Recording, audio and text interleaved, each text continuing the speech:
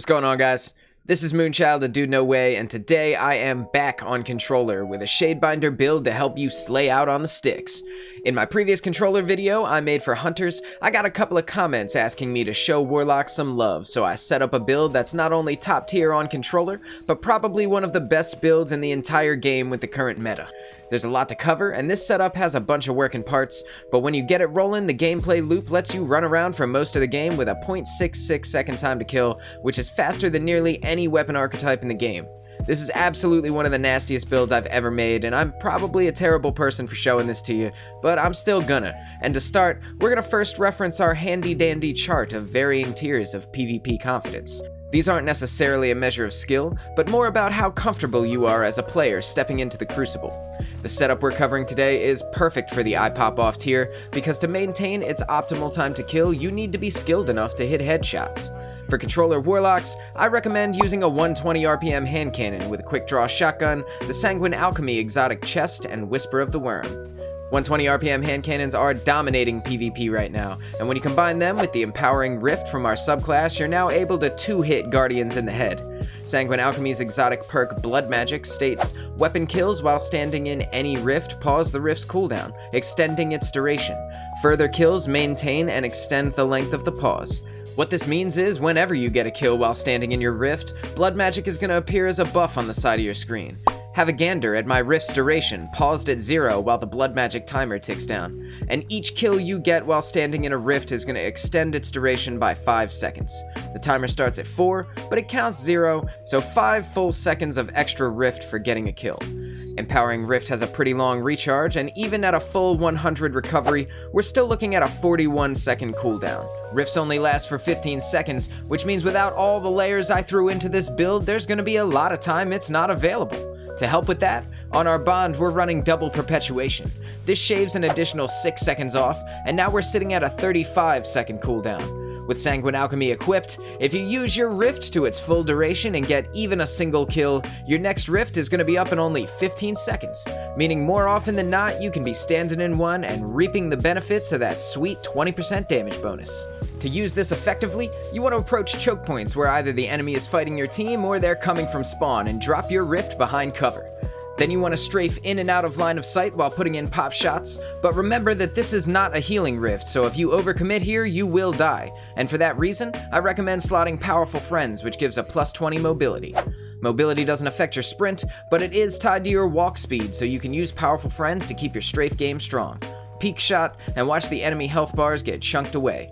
If you like what I'm doing here, do me a solid and subscribe for a new build video in your sub box every week. So the rift is our core strategy for maintaining the 2-tap of our hand cannon, but what if you need to move around? This is where our subclass and the aspects and fragments come in to further the gameplay loop. Warlocks have the most ways to freeze an enemy, and because of that, we're going to be running the fragment Whisper of Hedrons. Hedrons gives a massive 25% damage buff for freezing a target, and we can pull that off with everything in our kit. The Duskfield Grenade slows targets inside and freezes them if they don't get out fast enough. The Stasis Melee Penumbral Blast is a short duration instant freeze on anyone in close to mid-range, and the Rift, when combined with the Fragment Frost Pulse, gives you yet another way to ice up an enemy who gets too close for comfort. If you freeze someone with any of these abilities, Whisper of Hedrons is going to activate, and for the next 10 seconds your hand cannon is hitting 113 per crit. Guardian health maxes out at 202 with 10 resilience, so if they don't have an overshield or a super, you can two-shot literally anyone in the game. Slotting the fragment Whisper of Durance will keep your enemy slowed for longer when you tag them with a Duskfield. This is perfect because the longer they're slowed, the less likely they're getting away. Shattering Stasis Crystals activates Whisper of Shards, which gives a nice boost to grenade recharge. Combine that with Whisper of Fissures, and now blowing up a frozen nerd has the potential for multi-kills. The space magic is strong in this one, boys. The aspect Ice Flare Bolts continues the power fantasy, because anytime you shatter a frozen target, it's going to send a line of ice across the floor towards an enemy.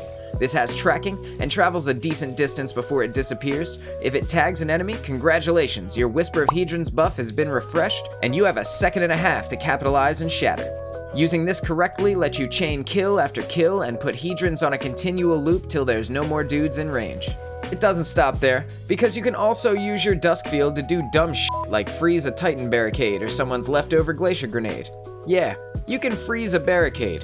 Just throw it right on it, and after a second, Whisper of Hedrons is gonna proc as though you hit a Guardian. and it doesn't stop proccing. It'll keep going till one of them disappears. For as long as Bungie lets this exist, you want to use it to plug the holes in your neutral game where you don't have a damage buff available. Because I am a full douche and all of the ways we've already talked about to buff our damage aren't enough for me, this build also has the Charged with Light mods taking charge, precision charge, stacks on stacks, and high energy fire. To become Charged with Light, we can either pick up an orb of power or get a double kill with our Handcannon, and because of stacks on stacks, now we're getting 2 stacks every time this happens. With high energy fire, those stacks become the same 20% damage buff we get from our empowering rift, but now we're able to move freely throughout the battlefield, and they last until you get a kill. All of the weapons featured are masterworked, and this doubles down on the opportunities for becoming Charged with Light, because a double kill with our Handcannon will activate precision charge and give us 2 stacks, but because everything is masterworked, a double kill with any weapon in this loadout creates an orb of power, which like I already mentioned, you can walk over and get 2 stacks from. For this video, I'm using a True Prophecy with Rangefinder, but if you weren't lucky enough to get one of these while they were available, you're going to want to head over to Iron Banner and grab yourself a steady hand. Any 120 RPM Handcannon will work here. If you can manage to get one with Demolitionist, you get even more grenades to proc Whisper of Hedrons.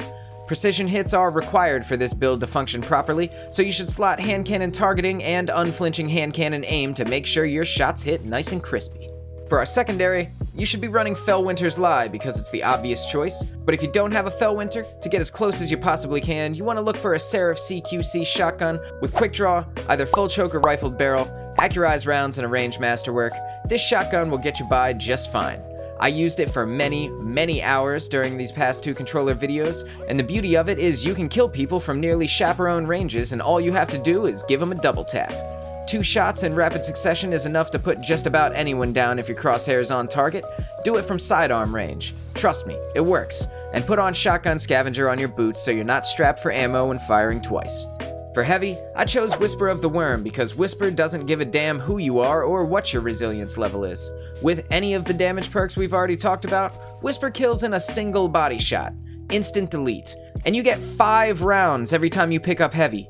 In a lot of games, I still had my previous heavy ammo when the next one came up, and you don't even have to aim.